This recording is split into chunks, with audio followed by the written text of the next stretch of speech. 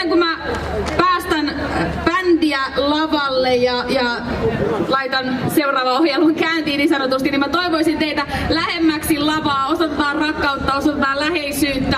Ollaan hyvin epäsuomalaisia ainakin tämän viikon verran, eli tullaan nauttimaan kaikki vaan koko perheen voimin ja myöskin, että kun musa lähtee soimaan, niin tärkeää, että siitä nautitaan ja jaetaan niitä kokemuksia ja tanssitaan. Ja nimenomaan myöskin kun jaette sinne sosiaalisen mediaan, eli Twitteriin, Facebookiin, Instagramiin, niin muistakaa hashtagit MK2018 ja sitten myöskin Maailmakylässä. Niin näin me voidaan kaikki jakaa näitä kokemuksia keskenämme myöskin viikonlopun jälkeenkin. Mutta tosiaan, eli seuraava yhtye on tehnyt monien tunnettujen maailman tähtien ja bändien kanssa yhteistyötä, Kongosta tuleva. Ja yhtyeen keulahahmo varttui Tansaniassa ja Itä-Saksassa kuunnellen amerikkalaista soulin musaa, eli amerikkalaisia soulin supertähtiä. Mutta palattuaan teini-iässä takaisin Kongoon, laulaja löysi inspiraatiota kongolaisesta rumbasta ja lukuisista muista rytmimusiikeista, erityisesti funkista, soulista ja rockista. Ja näitä sitten erilaisia tyylejä yhdistelemällä syntyi tämän bändin ja tämän artistin sit se oma ilmaisutyyli. Ja tämän bändin musiikissa on paljon kantaa ottavaa sanomaa, erityisesti otetaan kantaa sosiaalista eriarvoisuutta vastaan ja sotia vastaan ja peräänkuulutaan luonnon kunnioittamista. Eli teemoja, jotka myöskin näkyy Maailmankylässä festivaaleilla tänä vuonna todella vahvasti. Mutta hyvä yleisö, Kaisaniemen puiston hyvä väki, Maailmankylässä festivaalin yleisö, ootteko te valmiita seuraavan yleisön vastaanottamiseen?